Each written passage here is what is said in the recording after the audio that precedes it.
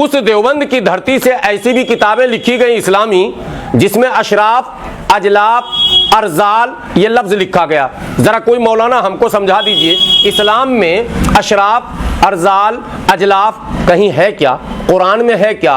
हदीस में है क्या? लेकिन इन मौलानाओं ने लिखा और लिखकर उस किताब को मार्केट में लाया और कहा यह इस्लामी किताब है। ये इतने बड़े मुजरिम हैं मुसलमानों के, इस्लाम के, अल्लाह की निगाह में ये मुजरिम हैं, नबी के ये मुजरिम हैं। क़यामत के दिन इनको बख्शा नहीं जाएगा। इन्होंने जो इस्लाम पेश किया भारत के अंदर, आप सोचिए कि कितना बड़ा षड्यंत्र आरएसएस का। ये आरएसएस के लोग कैसे नहीं हैं जिन्होंने रिक्शा चलाने वाले, ठेला चलाने वाले, सब्जी बेचने वाले, झल्ली पल्ली वालों को, रेहड़ी पटरी वालों को, मजदूरी करने वालों को कलमा तो नहीं रटाया, इस्लाम तो नहीं सिखाया, लेकिन 72 फिरके होंगे ये बता दिया। इनका अकीदा इस्लाम पर कम, वर्ण व्यवस्था पर ज्यादा है। ये मैं कैमरे पर बोल रहा हूं। किसका? मदनी परिवार। मदनी परिवार का। इनसे पूछिए, अशराफ, इनके तौर तरीके, इनकी शादियां, ये किताब लिखते हैं, कुफू का बयान किताब में लिखते हैं कि कौन किससे शादी करेगा।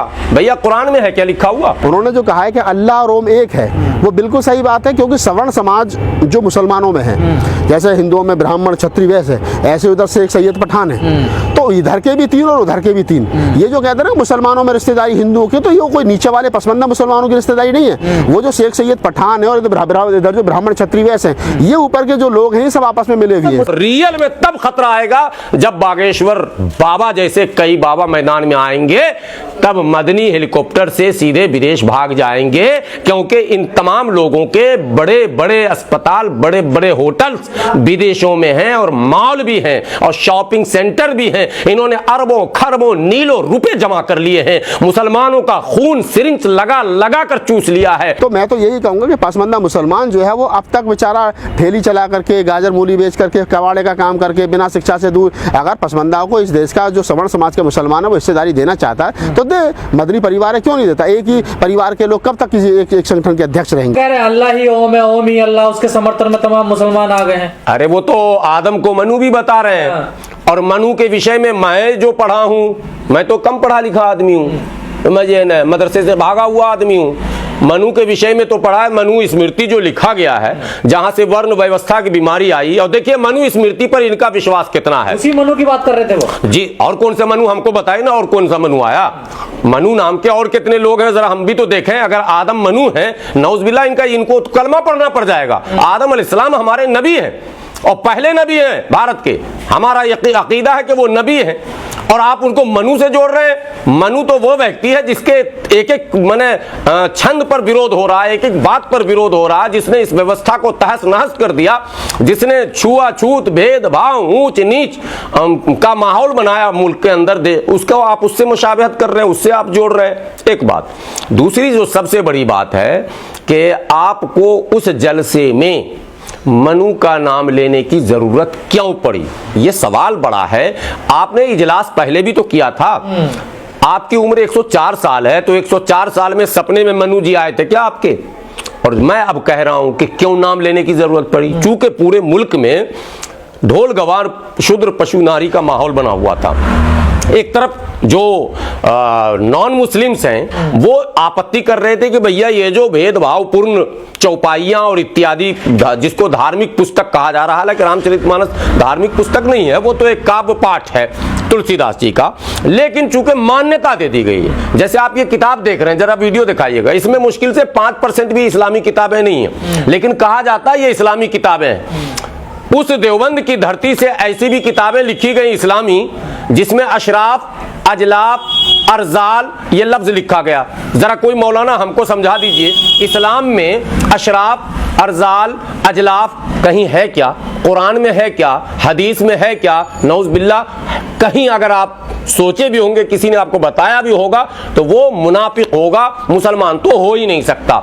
लेकिन इन मौलानाओं ने लिखा और लिखकर उस किताब को मार्केट में लाया और कहा यह इस्लामी किताब है।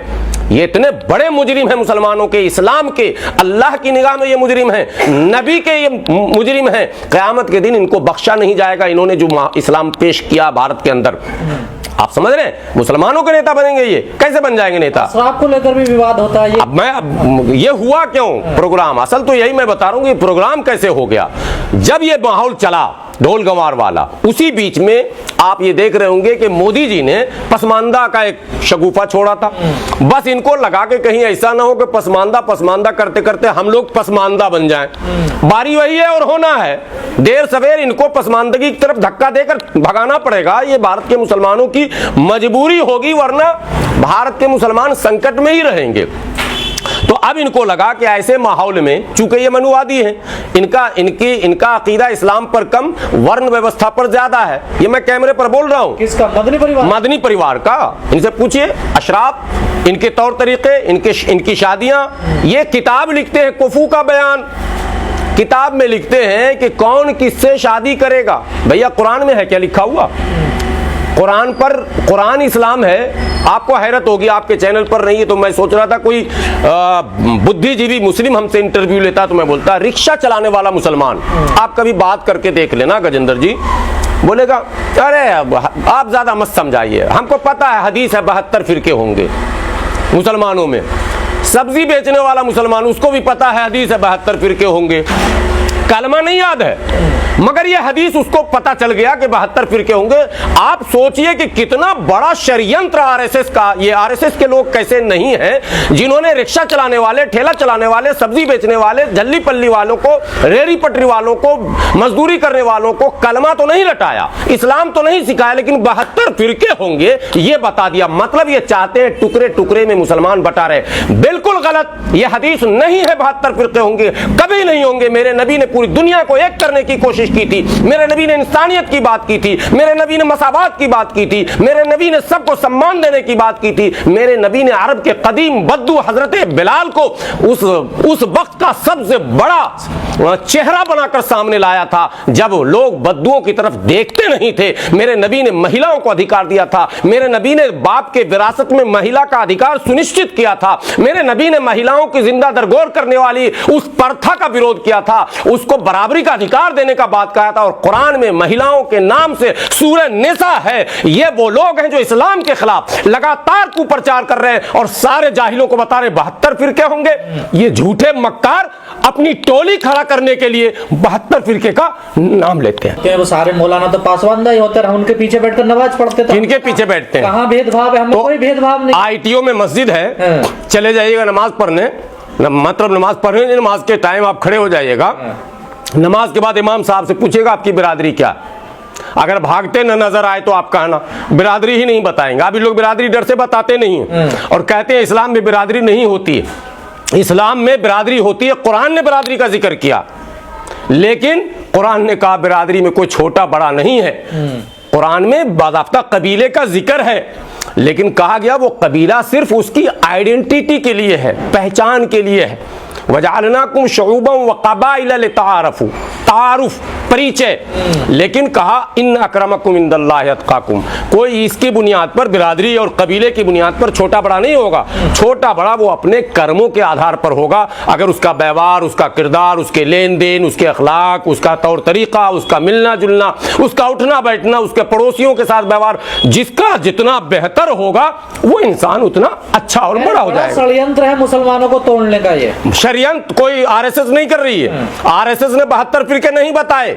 आरएसएस घूम घूम के कभी नहीं बोला कि भाई तुम्हारे में 72 फिरके हैं, यह हदीस है। ये इन मौलानाओं ने कहा है, अपनी तकरीर में कहते हैं, मंचों से कहते हैं, स्टेजों से कहते हैं, जलसों में कहते हैं। हद यह है कि मस्जिद के मेहराब और मिंबर से भी कहते हैं। ये बहुत बड़ा मसला है कि आखिर ये लोग क्यों कहते हैं इस तरह की बात कि 72 फिरके होंगे। इसका मतलब इनका इरादा मुसलमानों को 72 टुकड़े में तोड़ने का है और 72 टोलियां खड़े करने का है। और हर टोली का ये मनुवादी 72 पर मनुवादी चढ़ा हुआ है। 72 टोलियों की सरदारी यही इन्हें चाहिए, चूंकि इनके आल औलाद फैल चुके हैं। ये चाहते हैं, जैसे चचा भतीजा एडजस्ट नहीं किया ना, एक ही संगठन का 2 अध्यक्ष हो गया, तो इनको 2 अध्यक्ष बनाने के लिए 2 संगठन बनाना होगा।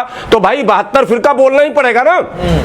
फिरका अगर एक है, अल्लामा इकबाल ने कहा एक ही इसका नबी, एक ही ईमान भी एक, क्या कोई बात थी होते जो मुसलमान भी एक, मुनफरिद एक है, इस कौम का नुकसान भी एक, हरम पाक भी, अल्लाह भी, कुरान भी एक, सब कुछ हमारा एक है। मगर ये मुल्ला का जो इस्लाम है ये 72 है। ताज्जुब है, अल्लाह का इस्लाम तो एक है, मुल्ला का इस्लाम 72 है। अब लीजिए 72 फिरके में पढ़िए, तो ये 72 फिरकों में से एक फिरके की रैली थी, 71 नहीं आए थे। इसलिए ये भी आप नहीं कहिएगा कि जमीयत उलमा जो है पूरे मुसलमानों की रहनुमाई करती है, 72 में से एक की करती है, बाकी 71 तो बाहर हैं अभी। हम उन्हें 71 को कह रहे हैं कि वो 72वां जो था उसको भी लाओ खींच के। ये हमारे यहाँ फिरका नहीं, फिरका बंदी है कहीं और कहीं जाते हैं। क्या जमाने में पनपने की यही बातें हैं। आप विकास की बात क्यों नहीं करते? आप तरक्की की बात क्यों नहीं करते? आप तालीम की बात क्यों नहीं करते? आप स्वास्थ्य की बात क्यों नहीं करते? आप महिलाओं को मुख्य भूमिका में लाने की बात क्यों नहीं करते? आप केवल धर्म धर्म धर्म धर्म, संकट संकट संकट, खतरा खतरा खतरा। ये क्या है भाई? ये कौन सा ड्रामा है कि खतरे में सब दिन रहेगा इस्लाम? और खतरा बोलते बोलते बचपन में हम लोगों को एक कहानी पढ़ाई गई थी, भेड़िया आ गया, भेड़िया आ गया। 2 4 5 बार 10 बार 20 बार बोला, पब्लिक को ये लगा कि ये झूठा है। एक बार उसने कहा दौड़ो, भेड़िया आ गया, कोई नहीं दौड़ा और भेड़िया खा गया। ये जितने 75 वर्षों से इस्लाम खतरे में, मुसलमान खतरे में, इस्लाम खतरे में, मुसलमान खतरे में, मुसलमान दौड़ता आ रहा, कभी गांधी मैदान, कभी रामलीला मैदान, कभी आजाद मैदान, भरते भरते भरते मुसलमान जब थक जाएगा तो कहेगा जाओ खतरे में रहो। और रियल में तब खतरा आएगा जब बागेश्वर बाबा जैसे कई बाबा मैदान में आएंगे, तब मदनी हेलीकॉप्टर से सीधे विदेश भाग जाएंगे। क्योंकि इन तमाम लोगों के बड़े बड़े अस्पताल, बड़े बड़े होटल्स विदेशों में हैं और मॉल भी हैं और शॉपिंग सेंटर भी हैं। इन्होंने अरबों खरबों नीलों रुपए जमा कर लिए हैं। मुसलमानों का खून सिरिंज लगा लगा कर चूस लिया है। बदले में मुसलमानों को सिर्फ कोरमा और बिरयानी और हलीम और दलीम और ये खिला खिला कर रवाना करते हैं और कद्दू गोश्त, इसके अलावा कुछ नहीं। इसलिए मैं भारत के मुसलमानों से कहता हूं, शख्सियत परस्ती से बाहर आइए। चैलेंज है इस भारत में संविधान बचाने का, चैलेंज है इस भारत में संवैधानिक व्यवस्था को मजबूत बनाने का, चैलेंज है इस भारत में मनुवाद को परास्त करने का। इन तमाम चैलेंजों का सामना करने के लिए खुद और अपने हम ख्याल लोगों की टोली बनाकर इस मनुवाद को परास्त करिए। अगर इसमें धर्म बीच में आ गया तो मनुवाद जीतेगा, बाकी जो लोग हैं वो हारेंगे। यानी कमेरा वर्ग हारेगा और लुटेरा वर्ग जीतेगा। अगर कमेरा वर्ग को जिताना है तो इन लुटेरों के खिलाफ आपको एक झंडे के नीचे आना होगा। ये मेरा संदेश है। विरोध करना आपका अधिकार है, संवैधानिक अधिकार है, आप भी कीजिए। लेकिन मैं विरोध स्वरूप नहीं बोल रहा हूं, मैं केवल इसलिए बोल रहा हूं कि मेरे दिल में एक दर्द है। मैं करीब से देख रहा हूं, 200 पावर चश्मा है, आप भी चश्मा लगाकर देख लीजिएगा। इंशाअल्लाह मुझे यकीन है कि सच्चाई आईने की तरह आपके सामने भी आ जाएगी। वो बिल्कुल सही कहा है उन्होंने, जो कहा है कि अल्लाह और ओम एक है, वो बिल्कुल सही बात है। क्योंकि सवर्ण समाज जो मुसलमानों में है, जैसे हिंदुओं में ब्राह्मण क्षत्रिय वैसे, ऐसे उधर से एक सैयद पठान है, तो इधर के भी 3 और उधर के भी 3। ये जो कहते हैं ना मुसलमानों में रिश्तेदारी हिंदुओं की, तो ये कोई नीचे वाले पसमंदा मुसलमानों की रिश्तेदारी नहीं है। वो जो शेख सैयद पठान है और इधर जो ब्राह्मण क्षत्रिय वैसे हैं, ये ऊपर के जो लोग हैं ये सब आपस में मिले हुए हैं। मुसलमान का पासबंदा कोई है ही नहीं, हमारे यहाँ कोई शब्द ही नहीं है पासबंदा। नहीं, पासबंदा नहीं है तो अली अनवर से जाकर के पूछो, उन्होंने लड़ाई लड़ी। ये तो दलीप कुमार से जाकर के पूछो जिन्होंने इसका जिक्र किया है। तो मैं तो यही कहूंगा कि पासबंदा मुसलमान जो है वो अब तक बेचारा ठेली चला करके, गाजर मूली बेच करके, कबाड़े का काम करके, बिना शिक्षा से दूर, अगर पसमंदाओं को इस देश का जो सवर्ण समाज के मुसलमान है वो हिस्सेदारी देना चाहता है तो दे।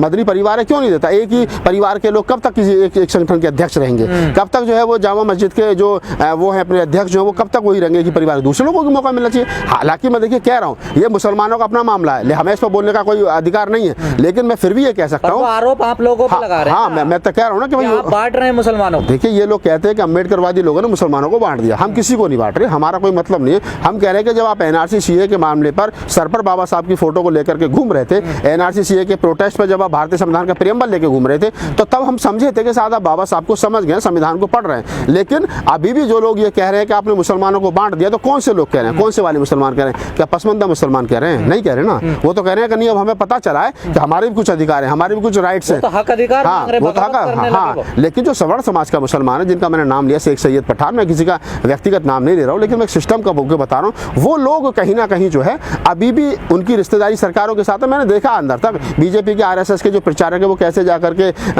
सवर्ण मुसलमानों के यहाँ जाकर के चाय कॉफी पीते हैं, वो सबको पता है, इसमें कोई ढका छुपा नहीं है। उनकी सबकी रोटी बेटी का व्यवहार आपस में चला, उन्हें कोई दिक्कत नहीं है। दिक्कत है नीचे के लोगों को, वो दंगों में मारे जा रहे हैं। हम 20% तो सारे हैं देश में और हमें कमजोर किया जा रहा है। पासवानदा, अपर कास्ट और इधर ये सब बांट दिए। इस देश के अंदर शेड्यूल कास्ट लगभग 22% है। उसमें भी अम्बेडकरवादी चमार महारों की और चांडालों की कुछ गिनती कर ली जाए तो वो लगभग 10-12% ही बैठेंगे।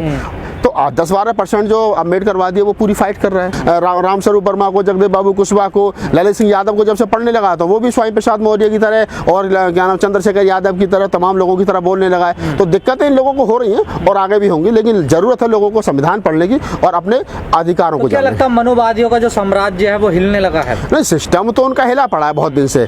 डॉक्टर अम्बेडकर ने अकेले ने हिला दिया था 50-60 साल 70 साल पहले। लेकिन अभी क्या है, बीच में जब उनको लगा कि नहीं सब ढोल-बोल रवैया चल रहा, धर्म के नाम पर धर्म की अफीम सबको चटा दिया और सब धर्म के नाम पर आते रहेंगे, तो उनको लगा चल रहा है सिस्टम। लेकिन अभी जो है वो दोबारा से लोगों को लगा है कि ना तो हमने हिंदुत्व के नाम पर सरकार तो बना ली, लेकिन हम न सिस्टम में ही नहीं है। कहीं कितने सचिव हैं, कितने प्रोफेसर हैं, कितने वकील बन गए, कितने जज बन गए, कितने क्या नाम है और वाइस चांसलर बन गए, वो नहीं बन पा रहे। जब नहीं बन पा रहे तो आदमी सवाल करेगा कहीं ना कहीं।